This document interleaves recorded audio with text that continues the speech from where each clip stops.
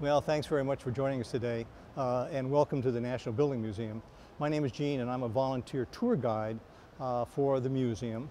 And we're here today to go through what we call the Presidential Inaugural Tours. We do this every 4 years at inauguration time, because this building, which was built as a federal office building over 120 years ago, turned out to be a wonderful place to have inaugural balls. Now, inaugural balls go back to George Washington, as a matter of fact. The first president in 1789 had a party after his inauguration. At that time, the capital of the United States was not here in Washington, it was in New York City, so the party was there. By 1793, when he was re-elected, the party moved to Philadelphia, which has become the capital at that moment in time, temporarily until the structures were built here in Washington, D.C. By that time, Washington had been identified as the capital city, but it was under construction. The Capitol building was under work, as was the president's house under work. So this wasn't a place you could do that. Now, he liked parties, although Martha wasn't there because she was down at Mount Vernon. But by the time John Adams became president, he'd have none of that. So he decided he'd have no parties at all and purportedly went to his boarding house and had dinner.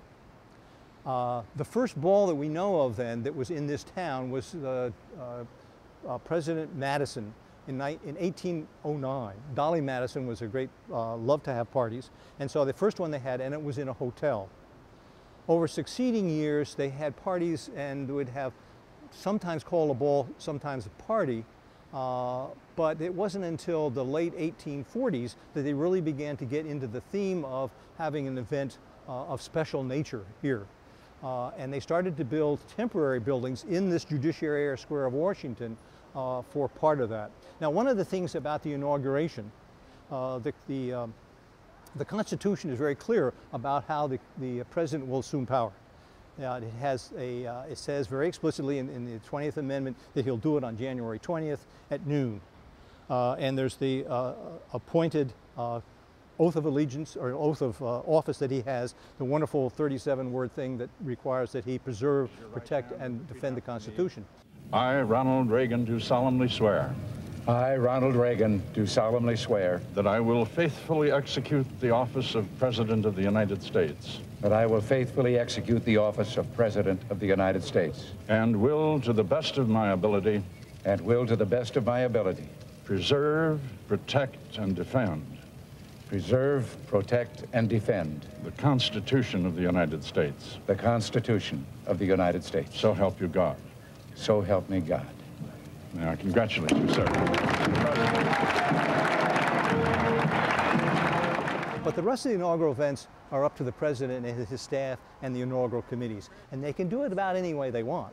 Lately, it's been pretty much of a pattern in which the president, after being sworn in, then gives the inaugural speech. He has lunch with the Congress people. He then comes with a parade down Pennsylvania Avenue to the White House, and they review at the White House. Then comes the evening events, and it's during the evening events that we see the inaugural balls. And there can be 1 ball, 5 balls, there can be as many as 14 balls.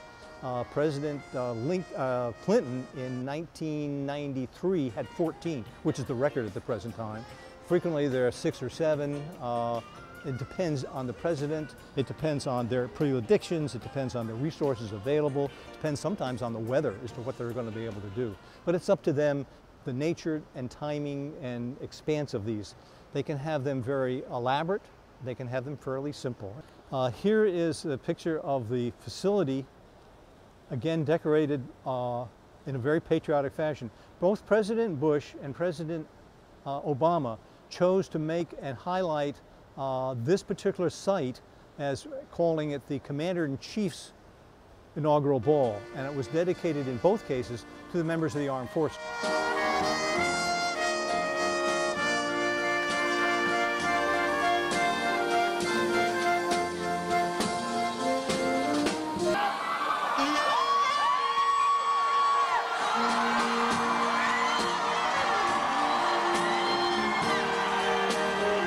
And this is quite typical of what inaugural balls can do. They can recognize reward the people who have worked so hard for the president to get them elected. It can be generally open to the citizenry. Matter of fact, in the 1840s, when Andrew Jackson was the president, He opened up the White House, much to his chagrin, because it was trashed as a result of that. But he wanted a very populist people kind of an event, not a formal kind of ball.